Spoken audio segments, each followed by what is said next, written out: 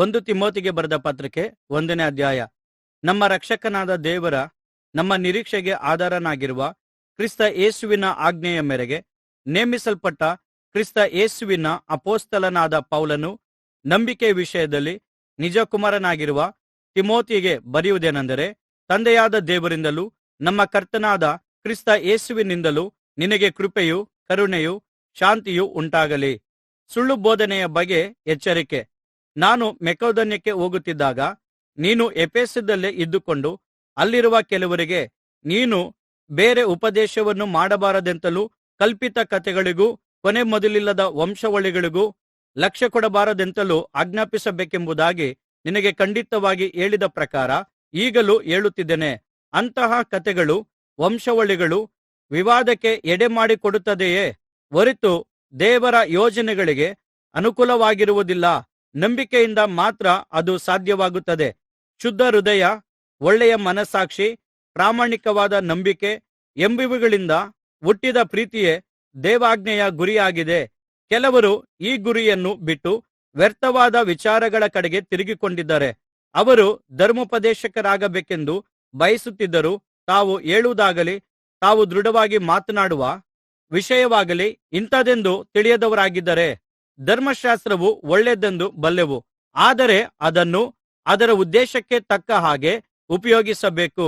ಧರ್ಮಶಾಸ್ತ್ರವು ನೀತಿವಂತರಿಗೋಸ್ಕರ ಅಲ್ಲ, ಆದರೆ ಅಕ್ರಮಗಾರರು, ಅವಿಧೇಯರು, ಭಕ್ತಿಹೀನರು, ಪಾಪಿಷ್ಠರು, ಅಪವಿತ್ರರು, ಪ್ರಾಪಂಚಿಕರು, ತಂದೆತಾಯಿಗಳನ್ನು ಕೊಲ್ಲುವವರು, ನರಹತ್ಯೆ ಮಾಡುವವರು, ಜಾರರು, ಸಲಿಂಗಕಾಮಿಗಳು, ನರಚೋರರು, ಸುಳ್ಳುಗಾರರು, ಅಸತ್ಯವಾದಿಗಳು, ಸ್ವಸ್ಥಬೋಧನೆಗೆ ವಿರುದ್ಧವಾಗಿರುವಂಥವುಗಳನ್ನು ಮಾಡುವವರು, ಈ ಮೊದಲಾದ ಅನೀತಿವಂತರಿಗಾಗಿ ನೇಮಕವಾಗಿದೆ ಎಂದು ನಮಗೆ ತಿಳಿದಿದೆ. ಈ ಬೋಧನೆಯು ಭಾಗ್ಯವಂತನಾದ ದೇವರ ಮಹಿಮೆಯನ್ನು ಪ್ರದರ್ಶಿಸುವ ಸುವಾರ್ತೆಗೆ ಅನುಸಾರವಾಗಿದೆ. ಈ ಸುವಾರ್ತೆಯ ಸೇವೆಯು ನನಗೆ ಕೊಡಲ್ಪಟ್ಟಿತು. ನನಗೆ ಬಲವನ್ನು ದಯಪಾಲಿಸಿದವನು ನಮ್ಮ ಕರ್ತನಾದ ಯೇಸು ಕ್ರಿಸ್ತನೇ. ಅದಕ್ಕಾಗಿ ನಾನು ಕೃತಜ್ಞತೆಯುಳ್ಳವನಾಗಿದ್ದೇನೆ. ಮೊದಲು ದೂಷಕನೂ ಹಿಂಸಕನೂ ಕೇಡು ಮಾಡುವವನೂ ಆಗಿದ್ದ ನನ್ನನ್ನು ಆತನು ನಂಬಿಗಸ್ತನೆಂದು ಎಣಿಸಿ ತನ್ನ ಸೇವೆಗೆ ನೇಮಿಸಿಕೊಂಡಿದ್ದಕ್ಕಾಗಿ ನಾನು ಆತನಿಗೆ ಸ್ತೋತ್ರ ಮಾಡುತ್ತೇನೆ. ನಾನು ಅಜ್ಞಾನಿಯಾಗಿ ತಿಳಿಯದೆ ಅಪನಂಬಿಕೆಯಲ್ಲಿ ಆ ರೀತಿ ನಡೆದುಕೊಂಡಿದ್ದರಿಂದ ನನ್ನ ಮೇಲೆ ಆತನಿಗೆ ಕರುಣೆ ಉಂಟಾಯಿತು. ಆದರೆ ನಮ್ಮ ಕರ್ತನ ಕೃಪೆಯು ಅತ್ಯಧಿಕವಾಗಿದ್ದು ಕ್ರಿಸ್ತ ಯೇಸುವಿನಲ್ಲಿರುವ ನಂಬಿಕೆಯನ್ನು ಪ್ರೀತಿಯನ್ನು ನನ್ನಲ್ಲಿ ಉಕ್ಕಿಸಿತು. ಕ್ರಿಸ್ತ ಯೇಸು ಪಾಪಿಗಳನ್ನು ರಕ್ಷಿಸುವುದಕ್ಕೋಸ್ಕರ ಈ ಲೋಕಕ್ಕೆ ಬಂದನು ಎಂಬ ವಾಕ್ಯವು ನಂಬತಕ್ಕದಾಗಿಯೂ ಸರ್ವಾಂಗೀಕಾರಕ್ಕೆ ಯೋಗ್ಯವಾದದ್ದಾಗಿಯೂ ಇದೆ. ಯಾಕೆಂದರೆ ಆ ಎಲ್ಲಾ ಪಾಪಿಗಳಲ್ಲಿ ನಾನೇ ಪ್ರಮುಖನು. ಆದರೆ ಇನ್ನು ಮುಂದೆ ನಿತ್ಯ ಜೀವಕ್ಕಾಗಿ ತನ್ನ ಮೇಲೆ ನಂಬಿಕೆ ಇಡುವವರಿಗೆ ತನ್ನ ದೀರ್ಘಶಾಂತಿಯ ದೃಷ್ಟಾಂತವಿರಬೇಕೆಂದು ಕ್ರಿಸ್ತ ಯೇಸುವು ಪಾಪಿಗಳಲ್ಲಿ ಪ್ರಮುಖನಾಗಿದ್ದ ನನ್ನನ್ನು ಕರುಣಿಸಿ ನನ್ನಲ್ಲಿ ತನ್ನ ಪೂರ್ಣ ದೀರ್ಘಶಾಂತಿಯನ್ನು ತೋರ್ಪಡಿಸಿದನು. ಸರ್ವಯುಗಗಳ ಅರಸನೂ ಅಮರನೂ ಅದೃಶ್ಯನೂ ಆಗಿರುವ ಏಕದೇವರಿಗೆ ಘನವೂ ಮಹಿಮೆಯೂ ಯುಗಯುಗಾಂತರಗಳಲ್ಲಿಯೂ ಇರಲಿ. ಆಮೆನ್. ಮಗನಾದ ತಿಮೋತಿಯನೇ, ನಿನ್ನ ವಿಷಯದಲ್ಲಿ ಮೊದಲು ಉಂಟಾಗಿದ್ದ ಪ್ರವಾದನೆಗಳನ್ನು ನೆನಪಿಸಿಕೊಂಡು ನೀನು ಅವುಗಳಿಂದ ಧೈರ್ಯಹೊಂದಿ ಒಳ್ಳೆಯ ಯುದ್ಧವನ್ನು ನಡೆಸಬೇಕೆಂದು ನಿನಗೆ ಆಜ್ಞಾಪಿಸುತ್ತಿದ್ದೇನೆ. ನಂಬಿಕೆಯನ್ನು ಒಳ್ಳೆಯ ಮನಸ್ಸಾಕ್ಷಿಯನ್ನು ಗಟ್ಟಿಯಾಗಿ ಹಿಡಿದುಕೊಂಡಿರು. ಕೆಲವರು ಒಳ್ಳೆಯ ಮನಸ್ಸಾಕ್ಷಿಯನ್ನು ತಳ್ಳಿಬಿಟ್ಟು ನಂಬಿಕೆಯ ವಿಷಯದಲ್ಲಿ ಅಡಗು ಹೊಡೆದು ನಷ್ಟಪಟ್ಟವರಂತೆ ಇದ್ದಾರೆ. ಹುಮೆನಾಯನು, ಅಲೆಕ್ಸಾಂದ್ರನು ಇಂಥವರೇ. ಇವರು ದೇವದೂಷಣೆ ಮಾಡಬಾರದೆಂಬುದನ್ನು ಕಲಿತುಕೊಳ್ಳುವಂತೆ ಇವರನ್ನು ಸೈತಾನನಿಗೆ ಒಪ್ಪಿಸಿಕೊಟ್ಟನು. 1 ತಿಮೋತಿಗೆ ಬರೆದ ಪತ್ರಿಕೆ 2ನೇ ಅಧ್ಯಾಯ. ಸಭೆಯ ಪ್ರಾರ್ಥನೆ ಮತ್ತು ಆರಾಧನೆ. ಎಲ್ಲದಕ್ಕಿಂತ ಮೊದಲು ಎಲ್ಲಾ ಜನರಿಗೋಸ್ಕರ ದೇವರಿಗೆ ವಿಜ್ಞಾಪನೆಗಳನ್ನು, ಪ್ರಾರ್ಥನೆಗಳನ್ನು, ಮನವಿಗಳನ್ನು, ಕೃತಜ್ಞತಾ ಸ್ತುತಿಗಳನ್ನು ಮಾಡಬೇಕೆಂದು ಕೇಳಿಕೊಳ್ಳುತ್ತೇನೆ. ನಮಗೆ ಸುಖ ಸಮಾಧಾನಗಳು ಉಂಟಾಗಿ ನಾವು ಪೂರ್ಣ ಭಕ್ತಿಯಿಂದಲೂ ಗೌರವದಿಂದಲೂ ಜೀವಿಸುವಂತೆ ಅರಸುಗಳಿಗಾಗಿಯೂ ಎಲ್ಲ ಅಧಿಕಾರಿಗಳಿಗಾಗಿಯೂ ವಿಜ್ಞಾಪನೆಗಳನ್ನು ಮಾಡಬೇಕು. ಹಾಗೆ ಮಾಡುವುದು ನಮ್ಮ ರಕ್ಷಕನಾದ ದೇವರ ಸನ್ನಿಧಿಯಲ್ಲಿ ಒಳ್ಳೆಯದು, ಮೆಚ್ಚಿಕೆಯಾಗಿಯೂ ಇದೆ. ಎಲ್ಲ ಜನರು ರಕ್ಷಣೆಯನ್ನು ಹೊಂದಿ ಸತ್ಯದ ಜ್ಞಾನಕ್ಕೆ ಸೇರಬೇಕೆಂಬುದೇ ಆತನ ಚಿತ್ತವಾಗಿದೆ. ಏಕೆಂದರೆ ದೇವರು ಒಬ್ಬನೇ, ದೇವರಿಗೂ ಮನುಷ್ಯರಿಗೂ ಮಧ್ಯಸ್ಥನು ಒಬ್ಬನೇ, ಆತನು ಮನುಷ್ಯನಾಗಿರುವ ಕ್ರಿಸ್ತ ಯೇಸುವೇ. ಆತನು ಎಲ್ಲರ ವಿಮೋಚನಾರ್ಥಕವಾಗಿ ತನ್ನನ್ನು ಒಪ್ಪಿಸಿಕೊಟ್ಟನು. ಇದೇ ತಕ್ಕ ಸಮಯಗಳಲ್ಲಿ ಹೇಳಬೇಕಾದ ಸಾಕ್ಷಿಯಾಗಿದೆ. ಆ ಸಾಕ್ಷಿಯನ್ನು ಪ್ರಸಿದ್ಧಿಪಡಿಸುವುದಕ್ಕಾಗಿಯೇ ನಾನು ಸಂದೇಶಕನಾಗಿಯೂ ಅಪೊಸ್ತಲನಾಗಿಯೂ ನಂಬಿಕೆಯಿಂದಲೂ ಸತ್ಯದಿಂದಲೂ ಅನ್ಯಜನರಿಗೆ ಬೋಧಿಸುವವನಾಗಿಯೂ ನೇಮಿಸಲ್ಪಟ್ಟಿದ್ದೇನೆ. ನಾನು ಸುಳ್ಳಾಡದೆ ಸತ್ಯವನ್ನೇ ಹೇಳುತ್ತೇನೆ. ಹೀಗಿರಲಾಗಿ ಪುರುಷರು ಎಲ್ಲಾ ಸ್ಥಳಗಳಲ್ಲಿ ಕೋಪವೂ ವಾಗ್ವಾದವೂ ಇಲ್ಲದವರಾಗಿ ಭಕ್ತಿಪೂರ್ವಕವಾಗಿ ಪವಿತ್ರ ಕೈಗಳನ್ನೆತ್ತಿ ಪ್ರಾರ್ಥಿಸಬೇಕೆಂದು ಅಪೇಕ್ಷಿಸುತ್ತೇನೆ. ಹಾಗೆಯೇ ಸ್ತ್ರೀಯರು ಮನಸ್ಥೈರ್ಯರಾಗಿಯೂ ಸಭ್ಯತೆಯುಳ್ಳವರಾಗಿಯೂ ಇದ್ದು ಗೌರವಕ್ಕೆ ತಕ್ಕ ಉಡುಪನ್ನು ಧರಿಸಿಕೊಳ್ಳಬೇಕೆಂದು ಅಪೇಕ್ಷಿಸುತ್ತೇನೆ. ಅವರು ಜಡೆಯನ್ನು ಎಳೆಯುವುದು, ಚಿನ್ನ, ಮುತ್ತು, ಬೆಲೆಯುಳ್ಳ ವಸ್ತ್ರ ಮುಂತಾದವುಗಳಿಂದ ತಮ್ಮನ್ನು ಅಲಂಕರಿಸಿಕೊಳ್ಳದೆ ದೇವಭಕ್ತಿಯರೆನಿಸಿಕೊಳ್ಳುವ ಸ್ತ್ರೀಯರಿಗೆ ಯುಕ್ತವಾಗಿರುವ ಪ್ರಕಾರ ಸತ್ಕ್ರಿಯೆಗಳಿಂದಲೇ ಅಲಂಕರಿಸಿಕೊಳ್ಳಬೇಕು. ಸ್ತ್ರೀಯರು ಮೌನವಾಗಿದ್ದು ಪೂರ್ಣ ಅಧೀನತೆಯಿಂದ ಉಪದೇಶವನ್ನು ಕಲಿಯಬೇಕು. ಉಪದೇಶ ಮಾಡುವುದಕ್ಕಾಗಲಿ ಪುರುಷರ ಮೇಲೆ ಅಧಿಕಾರ ನಡೆಸುವುದಕ್ಕಾಗಲಿ ಸ್ತ್ರೀಯರಿಗೆ ನಾನು ಅಪ್ಪಣೆ ಕೊಡುವುದಿಲ್ಲ. ಅವರು ಮೌನವಾಗಿರಬೇಕು. ಮೊದಲು ಸೃಷ್ಟಿಸಲ್ಪಟ್ಟವನು ಆದಾಮನಲ್ಲವೇ? ಆಮೇಲೆ ಅವ್ವಳು. ಇದಲ್ಲದೆ ಆದಾಮನು ವಂಚಿಸಲ್ಪಡಲಿಲ್ಲ, ಸ್ತ್ರೀಯು ವಂಚಿಸಲ್ಪಟ್ಟು ಅಪರಾಧಿಯಾದಳು. ಆದರೂ ಸ್ತ್ರೀಯರು ಸ್ವಸ್ಥಬುದ್ಧಿಯಿಂದ ನಂಬಿಕೆಯಲ್ಲಿಯೂ ಪ್ರೀತಿಯಲ್ಲಿಯೂ ಪರಿಶುದ್ಧತೆಯಲ್ಲಿಯೂ ನೆಲೆಗೊಂಡಿದ್ದರೆ ಮಕ್ಕಳನ್ನು ಹೆರುವುದರಲ್ಲಿ ರಕ್ಷಣೆ ಹೊಂದುವರು. 1 ತಿಮೋತಿಗೆ ಬರೆದ ಪತ್ರಿಕೆ 3ನೇ ಅಧ್ಯಾಯ. ಸಭಾಧ್ಯಕ್ಷಕರು ಸಭಾಸೇವಕರು ಯೋಗ್ಯರಾಗಿರಬೇಕು. ಸಭಾಧ್ಯಕ್ಷಕನ ಉದ್ಯೋಗವನ್ನು ಪಡೆದುಕೊಳ್ಳಬೇಕೆಂದಿರುವವನು ಒಳ್ಳೆಯ ಕೆಲಸವನ್ನು ಅಪೇಕ್ಷಿಸುವವನಾಗಿದ್ದನೆಂಬ ಮಾತು ನಂಬತಕ್ಕದ್ದಾಗಿದೆ. ಸಭಾಧ್ಯಕ್ಷನು ದೋಷ ಆರೋಪಣೆಯಿಲ್ಲದವನು, ಏಕಪತ್ನಿಯುಳ್ಳವನು, ಶಾಂತನು, ಜಿತೇಂದ್ರಿಯನು, ಮಾನಸ್ಥನು, ಅತಿಥಿ ಸತ್ಕಾರ ಮಾಡುವವನು, ಬೋಧಿಸಲು ಶಕ್ತನಾಗಿರಬೇಕು. ಅವನು ಕುಡುಕನು, ಜಗಳವಾಡುವವನು ಆಗಿರದೆ ಸಾತ್ವಿಕನು, ಒಡೆದಾಡದವನು, ದ್ರವ್ಯಾಶೆಯಿಲ್ಲದವನು ಆಗಿರಬೇಕು. ಪೂರ್ಣ ಗೌರವದಿಂದ ತನ್ನ ಮಕ್ಕಳನ್ನು ಅಧೀನದಲ್ಲಿಟ್ಟುಕೊಂಡು ಸ್ವಂತ ಮನೆಯವರನ್ನು ಚೆನ್ನಾಗಿ ನಡೆಸುವವನಾಗಿರಬೇಕು. ಸ್ವಂತ ಮನೆಯವರನ್ನು ನಡೆಸುವುದಕ್ಕೆ ತಿಳಿಯದವನು ದೇವರ ಸಭೆಯನ್ನು ಹೇಗೆ ಪರಾಂಬರಿಸುವನು? ಅವನು ಹೊಸದಾಗಿ ಸಭೆಯಲ್ಲಿ ಸೇರಿದವನಾಗಿರಬಾರದು. ಅಂಥವನಾದರೆ ಉಬ್ಬಿಕೊಂಡು ಸೈತಾನನಿಗೆ ಪ್ರಾಪ್ತವಾದ ಶಿಕ್ಷಾವಿಧಿಗೆ ಒಳಗಾದನು. ಇದಲ್ಲದೆ ಅವನು ಹೊರಗಣದವರಿಂದ ಒಳ್ಳೆಯವನೆನಿಸಿಕೊಂಡಿರಬೇಕು. ಇಲ್ಲದಿದ್ದರೆ ನಿಂದೆಗೆ ಗುರಿಯಾಗುವನು ಮತ್ತು ಸೈತಾನನ ತಂತ್ರಗಳೊಳಗೆ ಸಿಕ್ಕಿಬಿದ್ದನು. ಅದೇ ರೀತಿಯಾಗಿ ಸಭಾಸೇವಕರು ಗೌರವವುಳ್ಳವರಾಗಿರಬೇಕು. ಅವರು ಎರಡು ಮಾತಿನವರು, ಮದ್ಯಾಸಕ್ತರು, ನೀಚ ಲಾಭವನ್ನು ಅಪೇಕ್ಷಿಸುವವರೂ ಆಗಿರದೆ ನಂಬಿಕೆಯಿಂದ ಪ್ರಕಟವಾಗಿರುವ ಸತ್ಯಾರ್ಥವನ್ನು ಶುದ್ಧ ಮನಸ್ಸಾಕ್ಷಿಯಿಂದ ಕೈಗೊಳ್ಳುವವರಾಗಿರಬೇಕು. ಇದಲ್ಲದೆ ಅವರು ಮೊದಲು ಪರೀಕ್ಷಿಸಲ್ಪಡಬೇಕು. ತರುವಾಯ ಅವರ ಮೇಲೆ ಯಾರು ತಪ್ಪು ಹೊರಿಸದಿದ್ದರೆ ಸಭಾಸೇವಕರ ಉದ್ಯೋಗವನ್ನು ನೆರವೇರಿಸಲಿ. ಹಾಗೆಯೇ ಸಭಾಸೇವಕಿಯರಾದ ಸ್ತ್ರೀಯರು ಗೌರವವುಳ್ಳವರಾಗಿರಬೇಕು. ಚಾಡಿ ಹೇಳುವವರಾಗಿರದೆ ಸ್ವಸ್ಥಬುದ್ಧಿಯುಳ್ಳವರು, ಎಲ್ಲಾ ವಿಷಯಗಳಲ್ಲಿ ನಂಬಿಗಸ್ತರಾಗಿಯೂ ಇರಬೇಕು. ಸಭಾಸೇವಕರು ಏಕಪತ್ನಿಯುಳ್ಳವರು, ತಮ್ಮ ಮಕ್ಕಳನ್ನು ಮನೆಯವರನ್ನು ಚೆನ್ನಾಗಿ ನಡೆಸುವವರು ಆಗಿರಬೇಕು. ಸಭಾಸೇವಕರಾಗಿ ಚೆನ್ನಾಗಿ ಕೆಲಸ ಮಾಡುವವರು ತಮಗೆ ಒಳ್ಳೆಯ ಪದವಿಯನ್ನು ಕ್ರಿಸ್ತ ಯೇಸುವಿನಲ್ಲಿರುವ ನಂಬಿಕೆಯ ಸಂಬಂಧವಾಗಿ ಬಹುಧೈರ್ಯವನ್ನು ಸಂಪಾದಿಸಿಕೊಳ್ಳುತ್ತಾರೆ. ಮಹಾರಹಸ್ಯ. ಬೇಗನೆ ನಿನ್ನ ಬಳಿಗೆ ಬರುವನೆಂಬ ನಿರೀಕ್ಷೆಯಿಂದಲೇ ನಿನಗೆ ಈ ವಿಷಯಗಳನ್ನು ಬರೆದಿದ್ದೇನೆ. ಆದರೆ ಒಂದು ವೇಳೆ ನಾನು ತಡೆಮಾಡಿದರೂ ದೇವರ ಮನೆಯಲ್ಲಿ, ಅಂದರೆ ಜೀವಸ್ವರೂಪನಾದ ದೇವರ ಸಭೆಯಲ್ಲಿ ನಡೆದುಕೊಳ್ಳಬೇಕಾದ ರೀತಿಯು ನಿನಗೆ ತಿಳಿದಿರಬೇಕೆಂದು ಈ ಸಂಗತಿಗಳನ್ನು ಬರೆದಿದ್ದೇನೆ. ಯಾಕೆಂದರೆ ಸಭೆಯು ಸತ್ಯಕ್ಕೆ ಸ್ತಂಭವೂ ಆಧಾರವೂ ಆಗಿದೆ. ದೇವಭಕ್ತಿಗೆ ಆಧಾರವಾಗಿರುವ ಸತ್ಯಾರ್ಥದ ರಹಸ್ಯವು ಗಂಭೀರವಾದದ್ದೆಂಬುದನ್ನು ನಾವೆಲ್ಲರೂ ಒಪ್ಪಿಕೊಳ್ಳುತ್ತೇವೆ. ಅದೇನೆಂದರೆ, ಕ್ರಿಸ್ತನು ಶರೀರಧಾರಿಯಾಗಿ ಪ್ರತ್ಯಕ್ಷನಾದನು.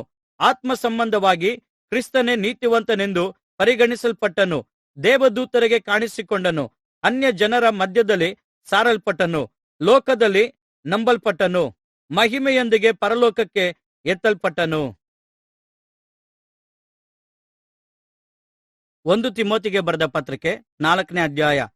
ದುರ್ಬೋಧಕರು. ಆದರೂ ಮುಂಬರುವ ದಿನಗಳಲ್ಲಿ ಕೆಲವರು ವಂಚಿಸುವ ಆತ್ಮಗಳ ನುಡಿಗಳಿಗೂ ದೆವ್ವಗಳ ಬೋಧನೆಗಳಿಗೂ ಲಕ್ಷ್ಯ ಕೊಟ್ಟು ಕ್ರಿಸ್ತ ನಂಬಿಕೆಯಿಂದ ಭ್ರಷ್ಟರಾಗುವರೆಂದು ದೇವರಾತ್ಮನು ಸ್ಪಷ್ಟವಾಗಿ ಹೇಳುತ್ತಿದ್ದಾನೆ.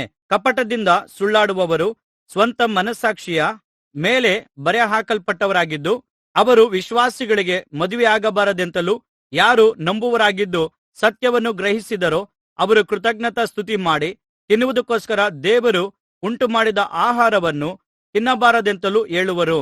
ದೇವರು ಉಂಟುಮಾಡಿದೆಲ್ಲವೂ ಒಳ್ಳೆಯದೇ. ನಾವು ಕೃತಜ್ಞತಾ ಸ್ತುತಿ ಮಾಡಿ ತೆಗೆದುಕೊಳ್ಳುವ ಯಾವ ಆಹಾರವನ್ನು ತಿರಸ್ಕರಿಸಬೇಕಾಗಿಲ್ಲ. ದೇವರ ವಾಕ್ಯದಿಂದಲೂ ಪ್ರಾರ್ಥನೆಯಿಂದಲೂ ಆ ಆಹಾರವು ಪವಿತ್ರವಾಗುತ್ತದಲ್ಲಾ.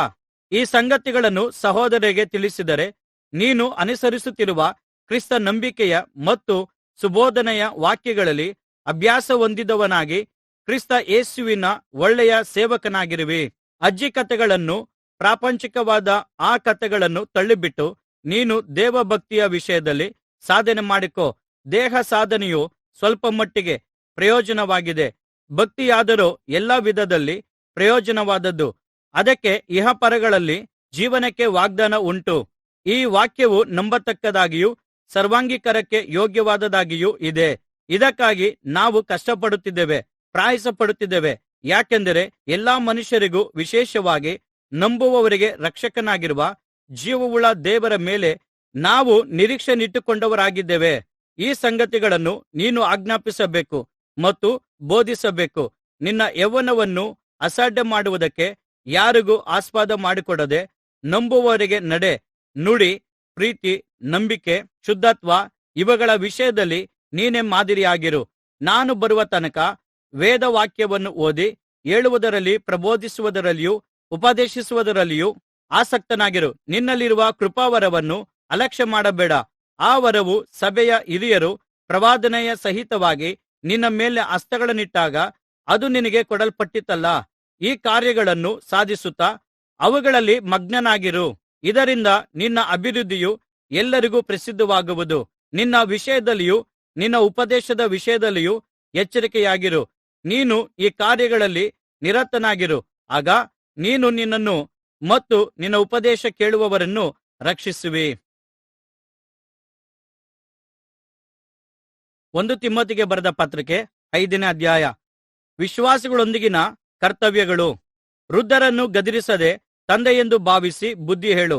ಯೌವನಸ್ಥರನ್ನು ಅಣ್ಣ ತಮ್ಮಂದಿರೆಂದು, ವೃದ್ಧ ಸ್ತ್ರೀಯರನ್ನು ತಾಯಿಯಂತಲೂ, ಯೌವನ ಸ್ತ್ರೀಯರನ್ನು ಪೂರ್ಣ ಶುದ್ಧ ಭಾವದಿಂದ ಅಕ್ಕ ತಂಗಿಯರೆಂದು ಎಣಿಸಿ ಅವರವರಿಗೆ ತಕ್ಕ ಹಾಗೆ ಬುದ್ಧಿ ಹೇಳು. ದಿಕ್ಕಿಲ್ಲದ ವಿಧವೆಯರನ್ನು ಸಂರಕ್ಷಿಸು. ಆದರೆ ಒಬ್ಬ ವಿಧವೆಗೆ ಮಕ್ಕಳಾಗಲಿ ಮೊಮ್ಮಕ್ಕಳಾಗಲಿ ಇದ್ದರೆ ಅವರೇ ಮೊದಲು ತಮ್ಮ ಮನೆಯವರಿಗೆ ಭಕ್ತಿ ತೋರಿಸುವುದಕ್ಕೂ ತಂದೆತಾಯಿಗಳಿಗೆ ಪ್ರತ್ಯುಪಕಾರ ಮಾಡುವುದಕ್ಕೂ ಕಲಿತುಕೊಳ್ಳಲಿ. ಇದು ದೇವರ ದೃಷ್ಟಿಯಲ್ಲಿ ಮೆಚ್ಚಿಕೆಯಾಗಿದೆ. ದಿಕ್ಕಿಲ್ಲದೆ ಒಬ್ಬಂಟಿಗಳಾಗಿರುವ ವಿಧವೆಯು ದೇವರ ಮೇಲೆ ನಿರೀಕ್ಷೆನಿಟ್ಟು ಹಗಲಿರುಳು ವಿಜ್ಞಾಪನೆಗಳಲ್ಲಿಯೂ ಪ್ರಾರ್ಥನೆಗಳಲ್ಲಿಯೂ ನೆಲೆಗೊಂಡಿರುವಳು. ಆದರೆ ಸುಖಭೋಗದಲ್ಲಿರುವ ವಿಧವೆಯು ಬದುಕಿದರೂ ಸತ್ತಂತೆಯೇ. ವಿಧವೆಯರು ನಿಂದೆಗೆ ಗುರಿಯಾಗದಂತೆ ಈ ವಿಷಯಗಳನ್ನು ಆಜ್ಞಾಪಿಸು. ಯಾವನಾದರೂ ಸ್ವಂತ ಜನರನ್ನು, ವಿಶೇಷವಾಗಿ ತನ್ನ ಮನೆಯವರನ್ನು ಸಂರಕ್ಷಿಸದೆ ಹೋದರೆ ಅವನು ಕ್ರಿಸ್ತ ನಂಬಿಕೆಯನ್ನು ತಿರಸ್ಕರಿಸಿದವನು, ನಂಬದವನಿಗಿಂತ ಕೀಳಾದವನು ಆಗಿದ್ದಾನೆ. ವಯಸ್ಸಿನಲ್ಲಿ 60 ವರ್ಷ ಮೇಲ್ಪಟ್ಟ ವಿಧವೆಯನ್ನು ವಿಧವೆಯರ ಪಟ್ಟಿಯಲ್ಲಿ ಸೇರಿಸಬಹುದು. ಅಂಥವಳಾದರೂ ಒಬ್ಬ ಗಂಡನಿಗೆ ಮಾತ್ರ ಹೆಂಡತಿಯಾಗಿದ್ದವಳಾಗಿ ಸತ್ಕ್ರಿಯೆಗಳನ್ನು ಮಾಡುವಳೆಂದು ಹೆಸರುಗೊಂಡವಳು ಆಗಿದ್ದಲ್ಲಿ, ಅವರು ಮಕ್ಕಳನ್ನು ಸಾಕಿಕೊಂಡು ಅತಿಥಿ ಸತ್ಕಾರವನ್ನು ಮಾಡುತ್ತಾ ದೇವಜನರಿಗೆ ಉಪಚಾರ ಮಾಡಿದವಳಾಗಲಿ, ಸಂಕಟದಲ್ಲಿ ಬಿದ್ದವರಿಗೆ ಸಹಾಯ ಮಾಡುತ್ತಾ ಎಲ್ಲಾ ಸತ್ಕಾರ್ಯಗಳಲ್ಲಿ ಆಸಕ್ತಿಯುಳ್ಳವಳಾಗಿರಲಿ. ಯೌವನ ಪ್ರಾಯದ ವಿಧವೆಯರನ್ನು ಪಟ್ಟಿಯಲ್ಲಿ ಸೇರಿಸಬೇಡ. ಅವರು ದೈಹಿಕ ಆಸೆಗಳಿಂದ ಸೋಲಿಸಲ್ಪಟ್ಟು ಕ್ರಿಸ್ತನಿಗೆ ವಿಮುಖರಾಗಿ ಮದುವೆ ಮಾಡಿಕೊಳ್ಳಬೇಕೆಂದು ಇಷ್ಟಪಟ್ಟರು. ಅಂಥವರು ತಾವು ಮೊದಲು ಮಾಡಿದ ಪ್ರತಿಜ್ಞೆಯನ್ನು ಉಲ್ಲಂಘಿಸಿ ತೀರ್ಪಿಗೆ ಗುರಿಯಾಗುವರು. ಇದಲ್ಲದೆ ಅವರು ಮನೆ ಮನೆಗೆ ತಿರುಗಾಡುತ್ತಾ ಮೈಗಳ್ಳತನವನ್ನು ಕಲಿಯುತ್ತಾರೆ. ಮೈಗಳ್ಳರಾಗುವುದಲ್ಲದೆ ಹರಟೆ ಮಾತುಗಳನ್ನಾಡುವರು, ಇತರರ ವಿಷಯಗಳಲ್ಲಿ ತಲೆ ಹಾಕುವರು, ಹಾಗೆ ಆಡಬಾರದ ಮಾತುಗಳನ್ನಾಡುತ್ತಾರೆ. ಆದ್ದರಿಂದ ಯೌವನದ ಪ್ರಾಯದ ವಿಧವೆಯರು ಮದುವೆ ಮಾಡಿಕೊಂಡು ಮಕ್ಕಳನ್ನು ಹೆತ್ತು ಮನೆಯನ್ನು ನಿರ್ವಹಿಸುವವರಾಗಿರುವುದು ನನಗೆ ಒಳ್ಳೆಯದಾಗಿ ತೋಚುತ್ತದೆ. ಹಾಗೆ ಮಾಡುವುದರಿಂದ ವಿರೋಧಿಗಳ ನಿಂದೆಗೆ ಆಸ್ಪದ ಕೊಡದೆ ಇರುವರು. ಇಷ್ಟರೊಳಗೆ ಕೆಲವರು ಅಡ್ಡದಾರಿ ಹಿಡಿದು ಸೈತಾನನನ್ನು ಹಿಂಬಾಲಿಸಿದ್ದಾರೆ.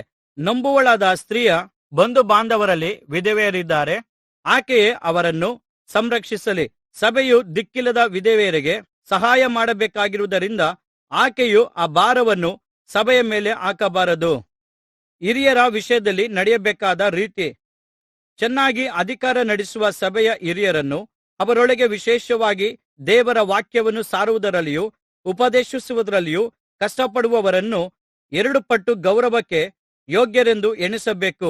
ಕಣ ತುಳಿಯುವ ಎತ್ತಿನ ಬಾಯಿ ಕಟ್ಟಬಾರದು, ಮತ್ತು ಆಳು ತನ್ನ ಕೂಲಿಗೆ ಯೋಗ್ಯನಾಗಿದ್ದಾನೆ ಎಂದು ಶಾಸ್ತ್ರದಲ್ಲಿ ಹೇಳಿದೆಯಲ್ಲಾ.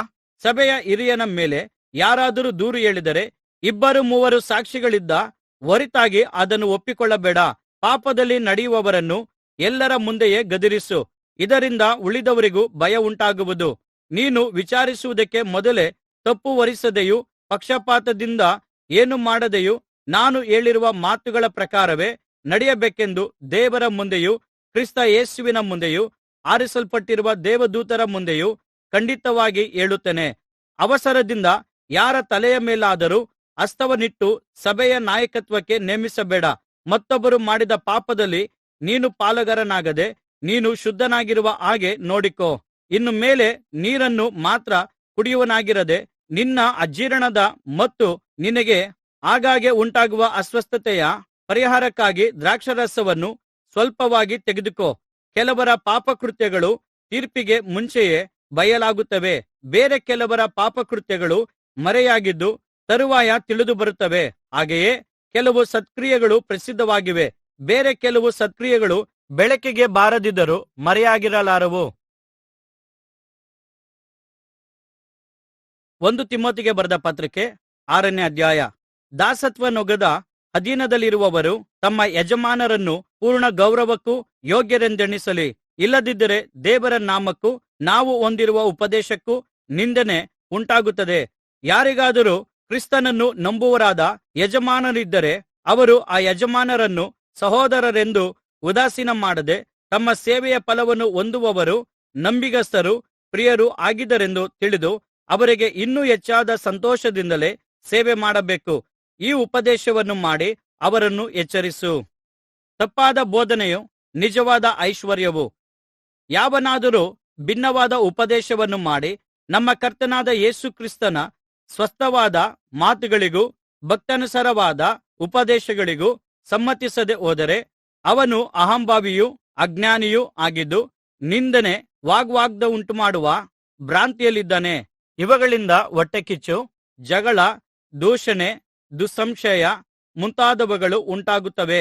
ಇದಲ್ಲದೆ ಬುದ್ಧಿಗೆಟ್ಟು ಸತ್ಯಹೀನರಾಗಿದ್ದು ದೇವಭಕ್ತಿಯನ್ನು ಲಾಭ ಸಾಧನವೆಂದೆಣಿಸುವ ಈ ಮನುಷ್ಯರಲ್ಲಿ ನಿತ್ಯವಾದ ಕಚ್ಚಾಟಗಳು ಉಂಟಾಗುತ್ತವೆ. ಸಂತೃಷ್ಟಿ ಸಹಿತವಾದ ಭಕ್ತಿಯು ದೊಡ್ಡ ಲಾಭವೇ ಸರಿ. ನಾವು ಲೋಕದೊಳಗೆ ಏನು ತೆಗೆದುಕೊಂಡು ಬರಲಿಲ್ಲವಾದ್ದರಿಂದ ಅದರೊಳಗಿಂದ ಏನು ತೆಗೆದುಕೊಂಡು ಹೋಗಲಾರೆವು. ನಮಗೆ ಅನ್ನ ವಸ್ತ್ರಗಳಿದ್ದರೆ ಸಾಕು, ನಾವು ಸಂತುಷ್ಟರಾಗುತ್ತೇವೆ. ಐಶ್ವರ್ಯವಂತರಾಗಬೇಕೆಂದು ಮನಸ್ಸು ಮಾಡುವವರು ದುಷ್ಪ್ರೇರೇಪಣೆಂಬ ಬಲೆಯಲ್ಲಿ ಸಿಕ್ಕಿಕೊಂಡು ಬುದ್ಧಿಗೆ ವಿರುದ್ಧವಾಗಿಯೂ ಹಾನಿಕರವಾಗಿಯೂ ಇರುವ ಅನೇಕ ಆಸೆಗಳಲ್ಲಿ ಬೀಳುತ್ತಾರೆ. ಇಂಥ ಆಸೆಗಳು ಮನುಷ್ಯರನ್ನು ಸಂಹಾರ ವಿನಾಶಗಳಲ್ಲಿ ಸಿಕ್ಕಿಸುತ್ತವೆ. ಹಣದಾಸೆಯು ಸಕಲ ವಿಧವಾದ ಕೆಟ್ಟತನಕ್ಕೆ ಮೂಲವಾಗಿದೆ. ಕೆಲವರು ಅದಕ್ಕಾಗಿ ಆತುರಪಟ್ಟು ಅದರಿಂದ ಕ್ರಿಸ್ತ ನಂಬಿಕೆಯನ್ನು ಬಿಟ್ಟು ಅಲೆದಾಡಿ ಅನೇಕ ವೇದನೆಗಳಿಂದ ತಮ್ಮನ್ನು ತಿವಿಸಿಕೊಳ್ಳುತ್ತಾರೆ. ವೈಯಕ್ತಿಕ ಸಲಹೆಗಳು. ಎಲೇ ದೇವರ ಮನುಷ್ಯನೇ, ನೀನಾದರೋ ಇವುಗಳಿಗೆ ದೂರವಾಗಿರು. ನೀತಿ, ಭಕ್ತಿ, ನಂಬಿಕೆ, ಪ್ರೀತಿ, ಸ್ಥಿರಚಿತ್ತ ಹಾಗೂ ಸಾತ್ವಿಕತ್ವ ಇವುಗಳನ್ನು ಸಂಪಾದಿಸುವುದಕ್ಕೆ ಪ್ರಯಾಸಪಡು. ಕ್ರಿಸ್ತ ನಂಬಿಕೆಯ ಶ್ರೇಷ್ಠ ಹೋರಾಟವನ್ನು ಮಾಡು. ನಿತ್ಯ ಜೀವವನ್ನು ಹಿಡಿದುಕೋ. ಅದಕ್ಕಾಗಿ ನೀನು ದೇವರಿಂದ ಕರೆಯಲ್ಪಟ್ಟಿದ್ದಿ ಮತ್ತು ನೀನು ಅನೇಕ ಸಾಕ್ಷಿಗಳ ಮುಂದೆ ಒಳ್ಳೆಯ ಪ್ರತಿಜ್ಞೆಯನ್ನು ಮಾಡಿದಿಯಲ್ಲಾ. ಸರ್ವಸೃಷ್ಟಿಗೆ ಜೀವಧಾರಕನಾದ ದೇವರ ಮುಂದೆಯೂ ಪುಂತ್ಯ ಪಿಲಾತನ ಕಾಲದಲ್ಲಿ ಶ್ರೇಷ್ಠ ಪ್ರತಿಜ್ಞೆಯನ್ನು ತಾನೇ ಸಾಕ್ಷಿಯಾಗಿದ್ದು ಸ್ಥಾಪಿಸಿದ ಕ್ರಿಸ್ತ ಯೇಸುವಿನ ಮುಂದೆಯೂ ನಾನು ನಿನಗೆ ಆಜ್ಞಾಪಿಸುವುದೇನೆಂದರೆ, ನಮ್ಮ ಕರ್ತನಾದ ಯೇಸು ಕ್ರಿಸ್ತನ ಪ್ರತ್ಯಕ್ಷತೆಯ ತನಕ ನೀನು ಈ ಆಜ್ಞೆಯನ್ನು ನಿಷ್ಕಳಂಕವಾಗಿಯೂ ನಿಂದಾರಹಿತವಾಗಿಯೂ ಕಾಪಾಡಿಕೊಂಡಿರಬೇಕು. ಭಾಗ್ಯವಂತನಾದ ಏಕಾಧಿಪತಿಯು ತಾನು ನಿಗದಿಪಡಿಸಿರುವ ಸೂಕ್ತ ಸಮಯದಲ್ಲೇ ಆತನನ್ನು ಪ್ರತ್ಯಕ್ಷಪಡಿಸುವನು. ಆ ಏಕಾಧಿಪತಿಯು ರಾಜಾಧಿರಾಜನು, ಕರ್ತಾಧಿಕರ್ತನು, ತಾನೊಬ್ಬನೇ ಅಮರತ್ವವುಳ್ಳವನು, ಅಗಮ್ಯವಾದ ಬೆಳಕಿನಲ್ಲಿ ವಾಸಮಾಡುವವನು ಆಗಿದ್ದಾನೆ. ಮನುಷ್ಯರಲ್ಲಿ ಯಾರೂ ಆತನನ್ನು ಕಾಣಲಿಲ್ಲ, ಯಾರೂ ಕಾಣಲಾರರು. ಆತನಿಗೆ ಮಾನವೂ ನಿತ್ಯಾಧಿಪತ್ಯವೂ ಎಂದೆಂದಿಗೂ ಇರಲಿ. ಆಮೆನ್. ಇಹಲೋಕ ವಿಷಯದಲ್ಲಿ ಐಶ್ವರ್ಯವುಳ್ಳವರು ಅಹಂಕಾರಿಗಳಾಗಿರದೆ, ಅಸ್ಥಿರವಾದ ಐಶ್ವರ್ಯದ ಮೇಲೆ ನಿರೀಕ್ಷೆನಿಡದೆ, ನಮ್ಮ ಅನುಭೋಗಕ್ಕೋಸ್ಕರ ನಮಗೆ ಎಲ್ಲವನ್ನೂ ಹೇರಳವಾಗಿ ದಯಪಾಲಿಸುವ ದೇವರ ಮೇಲೆ ನಿರೀಕ್ಷೆನಿಡಬೇಕು.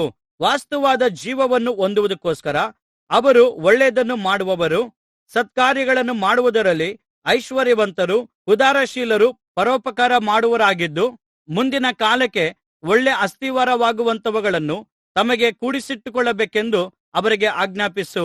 ಎಲೈ ತಿಮೋಥನೇ, ಜ್ಞಾನೋಪದೇಶವೆಂದು ಸುಳ್ಳಾಗಿ ಹೇಳಿಕೊಳ್ಳುವ ಬೋಧನೆಗೆ ಸಂಬಂಧಪಟ್ಟ ಪ್ರಾಪಂಚಿಕವಾದ ಆ ಹರಟೆ ಮಾತುಗಳಿಗೂ ವಿವಾದಗಳಿಗೂ ನೀನು ದೂರವಾಗಿದ್ದು, ನಿನ್ನ ವಶಕ್ಕೆ ಕೊಟ್ಟಿರುವುದನ್ನು ಕಾಪಾಡಿಕೋ.